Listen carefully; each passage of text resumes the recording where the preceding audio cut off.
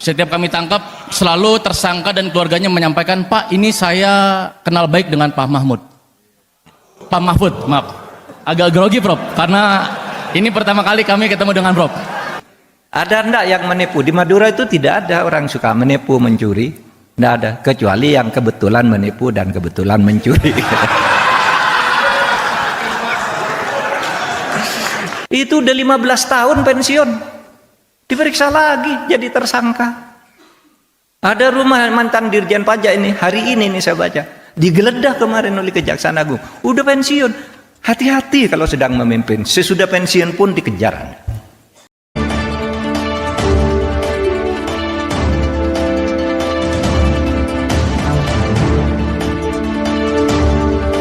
Jumpa kembali bersama dengan saya Petrus Marinusia. Dalam kesempatan yang baik ini kembali saya menayangkan seorang Profesor Dr. Mahfud MD. Beliau sedang melakukan seminar tanya jawab di lingkungan kepolisian dan beliau diajukan pertanyaan-pertanyaan yang sulit dan luar biasa. Beliau bisa menanggapinya dengan baik, menjawab dengan tuntas. Nah, bagaimana berlangsungnya tanya jawab itu? Mari kita saksikan dengan sesama sebagai berikut. Terima kasih Prof untuk waktunya. Mungkin kami juga mengingatkan Prof, kami juga pernah dulu jadi pasukan Prof di Kemenko Polhukam. Siap. Saya terima kasih. Beliau, saya sangat bangga Prof bisa menyelesaikan waktu. Yang jadi pertanyaan saya sebenarnya Prof, begini Prof. Apa yang dijelaskan tadi mengenai nilai-nilai, mulai dari Pancasila, kami punya Tribrata, Catur Prastya, Undang-Undang Dasar itu semua sebenarnya kita sudah hafal, terkonsep, terstruktur di hati maupun di kepala kami. Sebenarnya ini sudah, kalau boleh saya bilang, ini sudah menjadi masalah bangsa sebenarnya Prof. Masalah bangsa itu adalah masalah bagaimana menginternalisasi nilai-nilai budaya, nilai-nilai moral tadi, etika tadi, integritas tadi menjadi sebuah kesadaran. Ini jadi masalah besar sebenarnya, Prof. Jadi, misal nih kalau saya menjadi sebuah kesadaran yang refleksif atau kesadaran yang reflektif, kesadaran yang saya lakukan tanpa saya sadari, saya lakukan selalu. Seperti contoh, saya sering tidak sadar, tapi sadar saya lakukan ketika saya melangkah, kaki apa yang duluan saya langkahkan ketika melangkah? Kiri kah, kanan kah? Tidak. Saya tidak sadar, tapi sadar saya lakukan. Nah, itu menjadi sebuah kesadaran yang sebenarnya ini menjadi masalah bangsa. Kalau menurut Prof sebenarnya, bagaimana sebenarnya langkah-langkah yang perlu dilakukan? Karena ini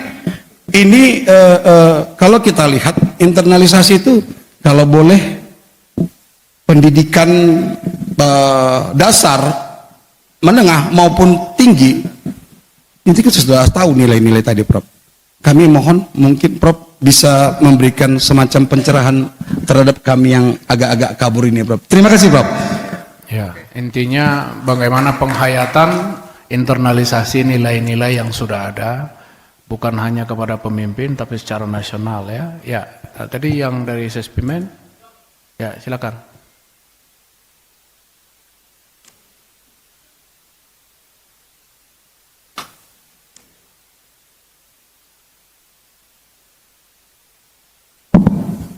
Namanya ya. Siap, mohon izin. Tadi namanya Beni Sirait, Dr. Beni Sirait. Beni Saragi ya. Ya. Siap, mohon izin. Bismillahirrahmanirrahim. Makan bakmi duduk sendiri, izinkan kami memperkenalkan diri. Nama kami Syardik Riki Firmansyah dari Pokjar 6. Riki Firmansyah. Biasa dipanggil dengan Riki Telur, Jenderal. Siap. Ya, sekarang kamu bukan Riki Telur. Siap. Mohon izin Prof, kebetulan pada tahun 2008 dinas pertama kali di Madura Prof, di Pamekasan. Sedikit cerita Prof, siap. Biar tekel izin. Siap. Mohon izin Prof, pengalaman kami sebagai Kanit Reskrim, seringkali kami menangkap pelaku curanmor, curas ataupun 3C lainnya selalu menyebut nama Prof Mahmud. Setiap kami tangkap, selalu tersangka dan keluarganya menyampaikan, Pak, ini saya kenal baik dengan Pak Mahfud. Pak Mahfud, maaf. Agak grogi, Prof, karena ini pertama kali kami ketemu dengan Prof. Ya, lanjut. Setiap kami tangkap, pelaku selalu menyampaikan seperti itu. Tapi kami jawab dengan sambil bercanda, ya sampean mungkin kenal dengan Pak Mahfud, tetapi Pak Mahfud tidak kenal dengan sampean. Akhirnya kami tetap proses, dan sampai detik ini kami baru bertemu dengan Prof, merupakan sebuah kebanggaan bagi kami, Prof.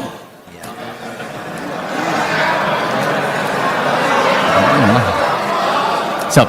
Ya, Siap. pertanyaannya. Dari ada satu kalimat yang menarik yang kami ingat dari pertama kali Prof menyampaikan, kita harus memiliki watak transformatif. Sudah banyak perkuliahan yang sudah kita terima, mulai dari kepemimpinan digital, melayani, kolaboratif 360, bahkan saat ini ditambah dengan kepemimpinan transformatif, artinya sudah sangat sempurna ilmu yang sudah kita terima di lembaga pendidikan ini. Namun ada sebuah kegaduhan, kegalauan, kegelisahan yang muncul di hati kami, Prof, bahwasannya dan pada dasarnya kita yang berada di ruangan ini merupakan orang baik, calon pemimpin-pemimpin baik, calon pemimpin yang ingin melakukan perubahan-perubahan baik. Tetapi pada saat kita nanti sewaktu-waktu diberikan kesempatan mendapatkan sebuah jabatan untuk memimpin di suatu wilayah, anggap saja sebagai seorang Kapolres, sepengalaman kami sebagai Kanit, Kasat ataupun Kabakop, selalu saja ada tendensi, atensi dan intervensi baik dari kanan kiri ataupun dari pihak atas sekalipun. Kami mohon izin, Prof, bagaimana upaya, langkah atau kiat-kiat yang bisa kami terapkan agar kami bisa bertahan di terpaan budaya organisasi yang sulit untuk berubah, maupun dari tendensi dan atensi ataupun intervensi tadi, agar nilai-nilai integritas tidak tergeser atau tidak berubah saat kami menjadi pemimpin yang transformatif. Demikian, Prof, yang dapat kami tanyakan. Hidup kesepian tanpa kekasih. Cukup sekian dan terima kasih. Assalamualaikum warahmatullahi wabarakatuh. Ya. Oke, Ricky Firmansyah. Pembukaannya panjang sekali tapi intinya cuma itu doang, bagaimana bertahan di tengah banyaknya intervensi dan segala macam, ya. Ya, tadi dari SPPK, silakan. Sebut namanya yang jelas, ya. Assalamualaikum warahmatullahi wabarakatuh. Salam sejahtera bagi kita semua. Namo Buddhaya, Salam Kebajikan, Om Swastiastu. Perkenalkan, Prof, nama saya Ninyoman Yuni Artini, perwakilan dari Serdik SPPK. Mohon izin bertanya. Pertanyaan kami terkait dengan transformasional kultural. Tadi pada slide Profesor menjelaskan tentang salah satu sasaran transformasi kita adalah transformasional kultural, yang tadinya menggunakan pendekatan komando ke pendekatan profesional dan modern. Yang menjadi pertanyaan kami adalah, kami sebagai perwira menengah mohon pencerahan apa langkah-langkah yang realistis dan terukur yang dapat kami lakukan untuk mempercepat transformasi kultural ini pada satuan operasional yang dimana hierarkinya masih kuat. Itu pertama. Kemudian yang kedua terkait dengan geopolitik dan keamanan nasional. Tadi Profesor juga menjelaskan tentang geopolitik bangsa kita, di mana kita bangsa yang besar, banyak suku, kemudian banyak pulau, banyak keragaman, juga sumber daya yang begitu besar. Yang jadi pertanyaan kami di sini adalah juga mohon pencerahannya, Profesor, sebagai perwira Polri, kemampuan strategis apa yang harus kami miliki agar kami bisa membaca ancaman geopolitik, agar kami bisa melihat secara komprehensif. Demikian pertanyaan kami, terima kasih. Ya, dua pertanyaannya, ya. Bagaimana mempercepat transformasi kultural di tengah kondisi yang saat ini, dan menghadapi geopolitik dan ancaman di geopolitik ya sekarang ini. Oke. Ya, yang Sespima silakan.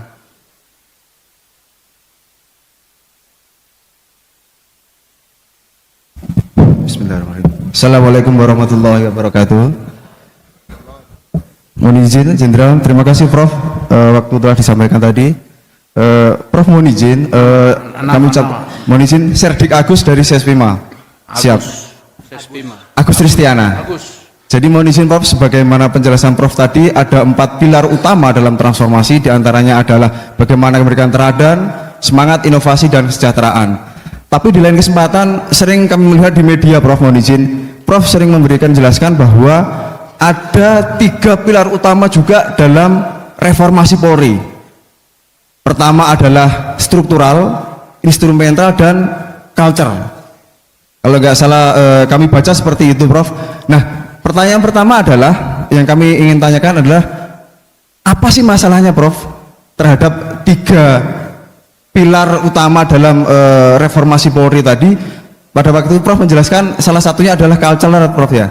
Nah itu yang pertama, apa masalahnya dalam 3 masalah itu. Yang kedua adalah pertanyaannya bagaimana mengimplementasikan yang 4 pilar utama transformasi Polri tadi, transformasi kepemimpinan reformasi tadi terhadap pelaksanaannya, terutama masalah pendekatan daripada fisik ke kognitif. Terima kasih Prof. Sebentar Agus, pertanyaan kamu benar nggak? Jadi permasalahan di dalam kultural itu, Siap. konkretnya itu apa? Yang Siap. bisa disadari sehingga bisa dihindari kan begitu ya? Siap. Yang kedua, Bagaimanakah mengimplementasikan yang 4 pilar pemimpin transformasi tadi untuk mengatasi daripada permasalahan tersebut? oke. Ya, makasih ya Gus ya. Terima kasih. Oke, jadi 4 penanya dulu untuk sesi pertama ini. Mungkin Prof sudah. Ya, sudah saya catat. Monggo Prof.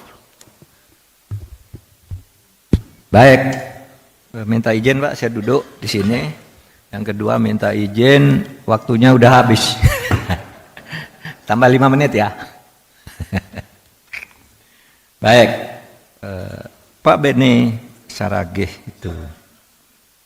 Ya, kita punya catur prasetya, punya tribrata yang semuanya sudah kita hafal. Justru itu tadi saya tidak jelaskan karena saudara sudah hafal tuh semua. Tribrata dan catur prasetya yang mengandung nilai-nilai itu tadi. Mengkristalisasikan khusus untuk tugas Polri nilai-nilai demokrasi, hukum, ketaatan, keteladanan dan nilai-nilai itu tadi sebenarnya sudah tercantum di dalam tribrata sebagai filosofi dan Eka Prasetya itu sebagai janji dalam melaksanakan tugas. Gini, masalahnya itu semua sudah ada. Internalisasinya dengan sadar itu bagaimana ya? Kok masih banyak pelanggaran? Nah itu masalahnya. Kalau mau disederhanakan ya itu kesadaran moral saudara aja. Sendiri bagaimana menghayati itu. Tapi kan tidak semudah itu. Kan saudara punya atasan kan? Pak kalau atasan saya begini gimana? Dan seterusnya sama dengan tadi Mbak yang terakhir itu. Gimana tuh caranya? Dari Nyoman itu kan kita punya atasan. Oleh sebab itu ya kuliah ini adalah untuk pimpinan. Saudara itu akan menjadi atasan pada levelnya. Oleh sebab itu ketika saudara nanti memimpin, ini yang diinternalisasikan ke dalam batin. Kalau mau bicara Polri secara keseluruhan, atasan saudara siapa? Itu juga harus melakukan yang sama sampai ke paling atas. Kapolrinya sadar ini. Lalu para jenderal, pejabat utamanya itu sadar ini, Kapoldanya, Kapolresnya, punya kesadaran seperti ini. Karena begini, kalau Polri dan tentara itu sama, sangat hierarkis. Kalau pimpinannya baik, ke bawah baik. Takutlah kalau pimpinannya, kamu jangan sampai ini loh. Bawahan saya tindak, ke bawahnya tindak lagi, ke bawahnya tindak lagi, ke bawahnya tindak lagi. Oleh sebab itu, disinilah peran strategis saudara. Ini kan sespim. Makanya kuncinya itu bagaimana kalau saudara memimpin, ya, agar orang yang dipimpin tidak sengsara seperti saudara tadi. seperti Mbak, gimana kalau atasannya begini? Langkah strategis apa? Posisi strategis apa? Nah, pimpinan dulu. Pimpinan itu harus menyadari nilai-nilai itu tadi agar bisa mentransformasikan semua ini. Nah, pada lingkup saudara. Nah, tapi kalau lingkup yang lebih besar, nanti penataannya negara, ya. Makanya sekarang ada komisi reformasi itu kan dalam rangka menjawab masalah-masalah yang saudara hadapi di bawah itu agar semuanya serasi, nyaman, profesional gitu dan transformatif semuanya nantinya, tidak main macam-macam lah gitu. Nah, saudara Riki orang Madura bukan, saya senang itu kalau ketemu polisi-polisi di berbagai daerah itu selalu bercerita tuh, Pak saya pernah tugas di Madura dulu, ini termasuk Pak Daniel Irjen Daniel pernah di Madura ternyata, makanya cerdas.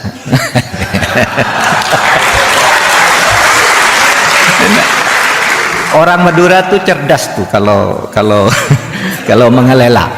Ditangkap oleh polisi, ditahan oleh polisi, stop, naik sepeda motor, nggak bawa SIM. Terus pulang ambil SIM temannya. Ini Pak, ada Pak SIM saya. Ini kan bukan SIM kamu. Nggak boleh dong. Bapak marah katanya. Yang minjemkan aja nggak apa-apa, Bapak kok marah-marah katanya.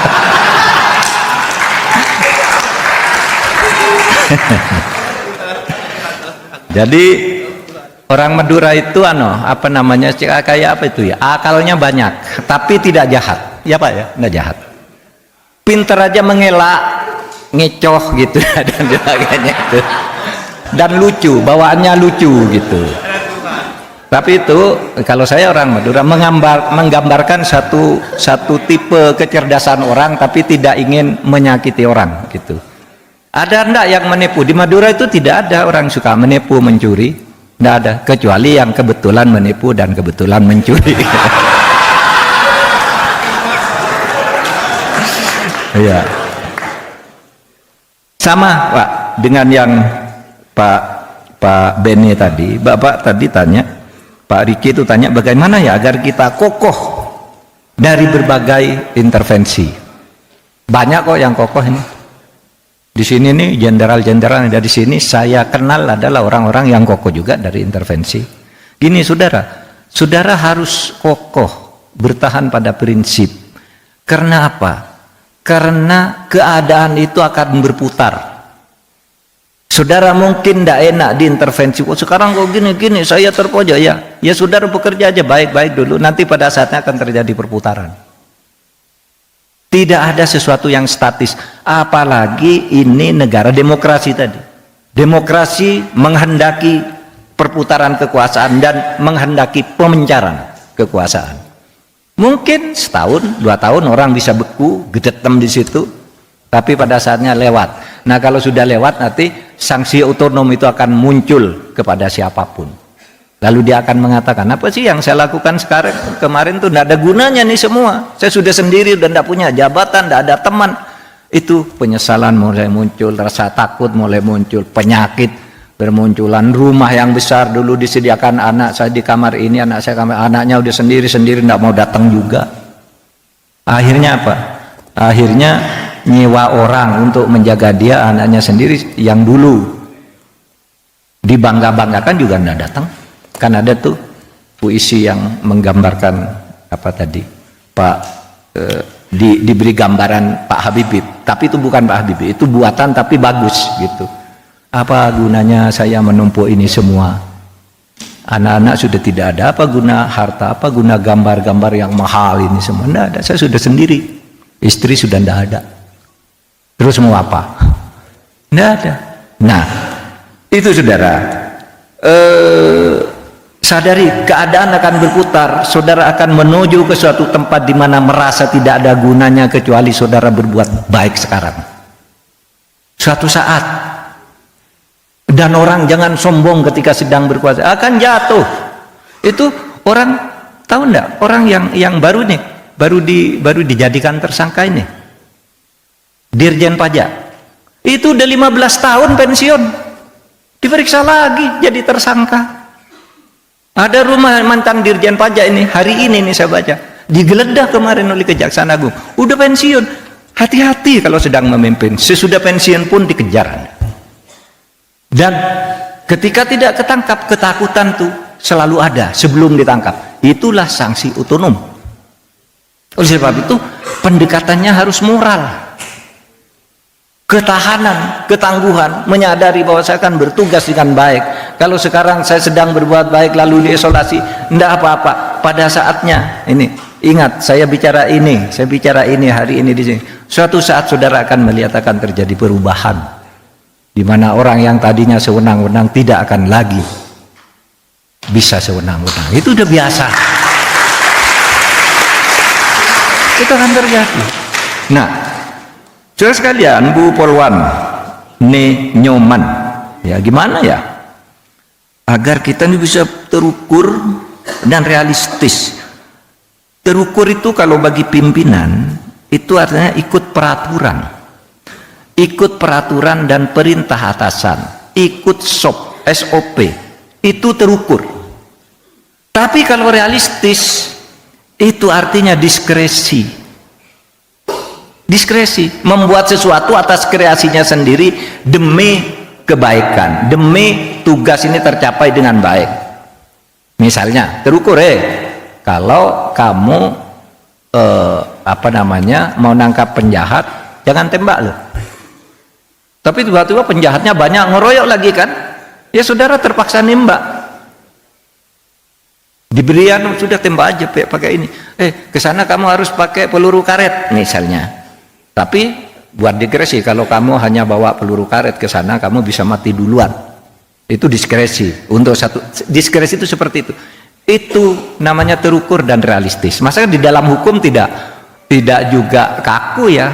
Maka ada ilmu, ada namanya institusi yang disebut diskresi. Diskresi itu kalau dalam bahasa ilmu administrasinya itu discretionary power, kekuasaan ya yang diskretif, masuk keluar ketentuan, tapi itu diperlukan untuk mendukung ketentuan yang ada agar terlaksana. Nah, yang dari Sespima, Pak Agus, Pak, bedanya apa sih bedanya pilar struktural, instrumental dan budaya dengan pilar-pilar transformatif tadi?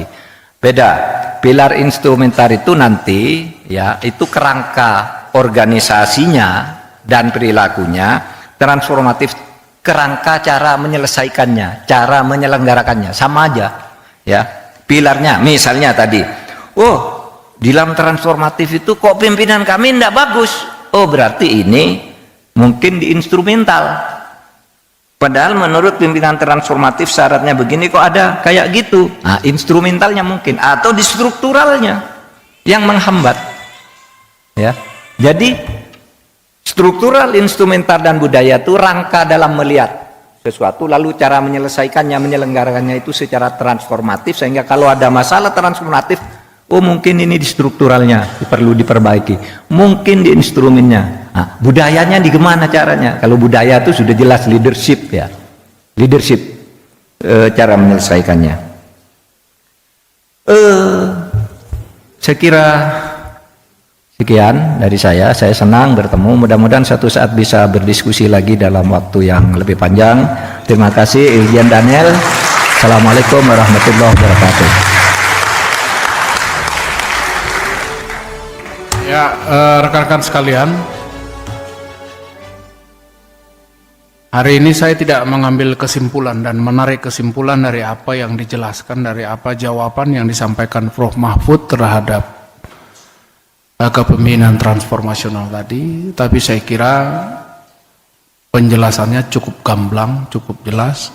Rekan-rekan sekalian dipersilahkan untuk mengambil nilai-nilai yang individual untuk rekan-rekan, dan sesudah itu tanamkan, resapi, hayati, sehingga nanti sesudah jadi pemimpin ini bukan hanya ada di otak, tetapi juga ada pada tindakan kita. Saya kira ini, terima kasih Prof yang sudah berkesempatan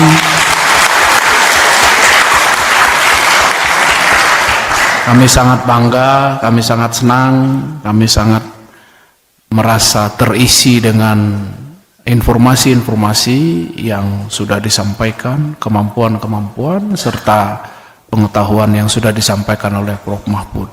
Kiranya ini menjadi pembelajaran tersendiri bagi kami, bukan karena siapa yang menyampaikan, bukan karena apa yang disampaikan, tetapi situasi ini jarang kita dapatkan untuk kita bersama-sama dengan beliau. Terima kasih, kami semua menyampaikan hormat dan terima kasih untuk Prof. Dikala nanti Prof akan Terus berangkat pulang, kami semua berdoa, 400 orang semua berdoa untuk perjalanan dan pelaksanaan, khususnya untuk reformasi Polri ini bisa kami titip untuk hal yang terbaik untuk Polri, untuk bangsa dan negara. Sekian dan terima kasih. Wabillahi taufiq wal hidayah. Wassalamualaikum warahmatullahi wabarakatuh. Salam. Om Santi Santi Santi Om. Namo Buddhaya. Salam kebajikan. Salam kompak. Salam waras horas. Baik, terima kasih kepada Bapak Kasespi Mendiklat Polri yang tentunya telah memandu sesi dialog interaktif bersama narasumber kali ini. Juga kami ucapkan terima kasih sekali lagi kepada Prof. Mahfud MD atas pencerahan kepada kita semua, tentunya menjadikan bekal dan wawasan bagi kita semua. Saudara, tadi kita telah mendengarkan bagaimana pertanyaan-pertanyaan perwira-perwira muda maupun juga yang sudah senior mengajukan pertanyaan kepada Profesor Hukum Tata Negara yang memang track record-nya luar biasa. Beliau ini pernah menjadi Menteri Pertahanan ya di zamannya Gus Dur. Lalu kemudian beliau ini pernah menjadi anggota DPR. Lalu bergeser lagi, beliau naik lagi menjadi Ketua Hakim Mahkamah Konstitusi. Nah, di era daripada Presiden Jokowi, beliau naik level lagi, ya karena beliau sempat turun, naik level lagi menjadi Menko Polhukam, pembantu utama Presiden. Ini luar biasa. Nah, beliau ini memang sangat berani berbicara lantang tentang kepolisian, kejaksaan, maupun juga pengadilan. Nah, di video saya sebelum-belumnya pernah saya tayangkan bagaimana beliau bongkar persengkongkolan ya dari kepolisian, kemudian ada kuasa hukum, lalu kemudian kejaksaan sampai ke pengadilan, dan penuntutan, pembelaan, putusan itu sudah diatur sebelumnya di luar daripada sidang pengadilan. Dan tentu itu tidak gratis, saudara. Nah, jadi kalau beliau ini memberikan seminar tanya jawab di kalangan perwira-perwira muda maupun perwira sudah ya perwira senior, ini sangat tepat karena beliau ini memang seorang guru bangsa. Dan di dalam kepribadian beliau selama menjabat, beliau orang bersih. Tidak pernah ada uang yang nyasar ke rekeningnya. Beda orang tertentu, ada tokoh merasa hebat waktu yang lalu, ada uang 600 juta nyasar ke rekeningnya. Nah ini, tapi Profesor Mahfud MD benar-benar terjaga integritasnya, tidak pernah melakukan tindak pidana korupsi. Dan saya berdoa akan muncul hukum orang-orang yang bergerak di bidang hukum tata negara untuk memberikan arahan-arahan kepada bangsa ini supaya jauh lebih maju untuk menegakkan keadilan dan kepastian hukum. Demikian tayangan saya kali ini. Sampai ketemu di tayangan saya selanjutnya. Terima kasih.